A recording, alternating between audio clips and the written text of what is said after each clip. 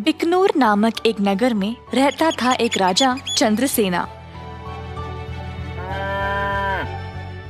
उसका मंत्री कबीर सिंह उसके दूध का कारोबार संभालता था। उन्होंने बहुत सारे स्वस्थ गायों को पाला जो अच्छा और गाढ़ा दूध देते थे। ये दूध सारे गांव में बेचा जाता था।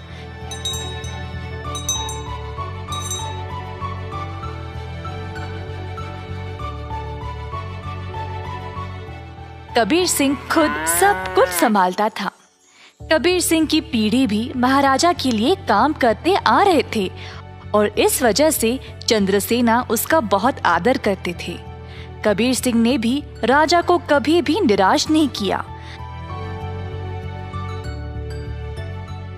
सारे गांव में उसका अच्छा नाम था। हर रोज कबीर सिंह खेत पर जाता था। उसने बहुत लोगों को काम पे रखा गायों की देखभाल के लिए, ताकि वे अच्छे से खाएं और सेहतमंद रहे।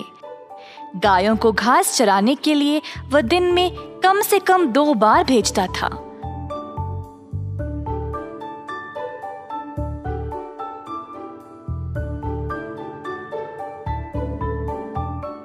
वह हमेशा ध्यान रखता था कि दूध साफ सुथरा रहे।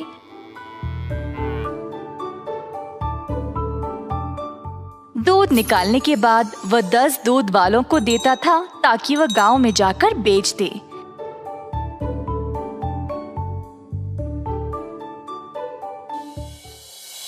दूध वाले कबीर सिंह को पैसे देते थे और कबीर जाकर चंद्रसेना को। चंद्रसेना ने देखा कि कैसे कबीर ईमानदारी से काम करता था और उस पे पूरा भरोसा रखा। महाराज कबीर के साथ अच्छा बर्ताव करते थे और कबीर राजा के बारे में भी अपनी बहनों को बताया करता था। एक दिन जब कबीर घर वापस आया तो उसने अपने बहनों को बहुत गुस्से में और परेशानी में देखा। क्या बात है, तुम सब इतने गुस्से में क्यों हो? हम तीनों की उम्र हो गई है शादी के लिए, पर क्या फायदा, शादी के लिए पैसे ही नहीं है। कपड़े और गहनों को छोड़ो, हमारे पास खाने पीने के लिए पैसे काफी नहीं है। मैं तुम लोगों के लिए ही इतना मेहनत करता हूँ, अगर इससे भी खुश नहीं हो तो मेरी सारी मेहनत ही बेकार हो रही है। आप तो महाराजा के मंत्री हो ना, पर आप अपनी आमदनी किसी भी जरूरतमंद को दे देते हो। और आप दूध का कारोबार भी संभाल रहे हो ना अकेले, उसमें भी कोई मुनाफा नहीं मिल रहा है आपको। ऐसा क्यों? शायद हमारी कोई फिक्र नहीं है, इसीलिए। तीनों बहनें रोने लगी और कबीर को बहुत बुरा लगा। अब तुम सब मत रो, मुझे बर्दाश्त नहीं होता। अब बोलो मैं क्या करूं? मैं वही करूंगा। वैसे आपको ज्यादा कुछ करने की जरूरत नहीं, आप दूध का सारा कारोबार संभालते हो ना। अगर आप उसमें थोड़ा पानी मिलाकर बेचोगे तो आप ज्यादा बेच पाओगे। हाँ, और अधिक दूध से आप ज्यादा मुनाफा भी कमा सकते हो। पर ये तो धोखा हुआ, मैं राजा के साथ ऐसा नहीं कर सकता। कबीर सिंह ने ऐसा करने से मना कर दिया था, पर उसकी बहनों ने उसको भावुक करके जैसे तैसे उससे ये काम करवा ही दिया। कबीर सिंह अक्सर कमाए गए पैसे राजा को देता था और बाकी के पैसे अपनी बहनों को देने लगा। मुझे ऐसा करना नहीं पसंद, ये आखिरी बार है, इसके बाद मुझे ये सब करने के लिए नहीं बोलना। कबीर की बातें सुनकर बहनों ने उसको पैसे वापस किए और घर छोड़कर जाने का नाटक करने लगी। कबीर के पूछने पर तीनों ने धमकी दी कि वे घर छोड़कर चले जाएंगे। मजबूर होकर कबीर को उनकी बात माननी ही पड़ी। कमाए गए पैसे राजा को देकर अधिक पैसे अपनी बहनों को देने लगा। ये सिलसिला कई दिनों तक चलता रहा। कुछ ही समय में कबीर की बहनें नए नए साड़ियां और गहने खरीदने लगे और अच्छा खासा खाने भी लगे। उनकी जिंदगी ही बदल गई।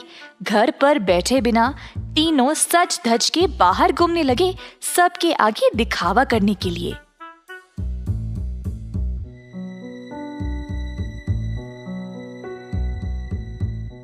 गांव के सारे लोग हैरान रह गए और आपस में बातें करने लगी।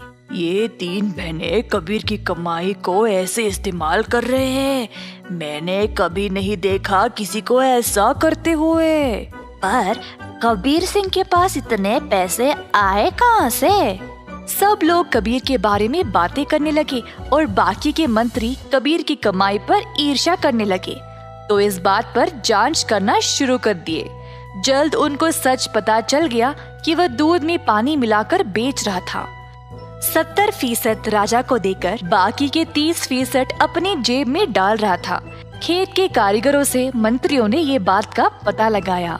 सारे मंत्री गए राजा के पास और उनको पूरा सच बता दिया। अब क्योंकि राजा को कबीर से बहुत लगाव था, उनको इस बात पर यकीन ही नहीं हुआ, पर उनके पास और कोई रास्ता नहीं था सिवाय कबीर को दंड देने का। तीनों बहनें आए कैद खाने अपने भाई को देखने के लिए और उनको बहुत बुरा लगा कि उनकी ही वजह से उनका भाई आज जेल में बंद पड़ा है। बहनों को अपनी गलती का एहसास हुआ और तीनों गए महाराजा के पास और उनको सब सच बताया कि असल में ये सब उन तीनों की ही गलती है और कबीर दोषी नहीं है। उन्होंने राजा से भीख मांगी कबीर को छोड़ने के लिए। जब राजा ने ये सब सुना तो उन्होंने तीनों बहनों को भी कबीर के साथ कैद खाने में ही डाल दिया और कहा, दंड केवल गलत करने वाले को ही नहीं, गलत सोचने वाले को और गलती में हिस्सा लेने वाले को भी मिलनी चाहिए।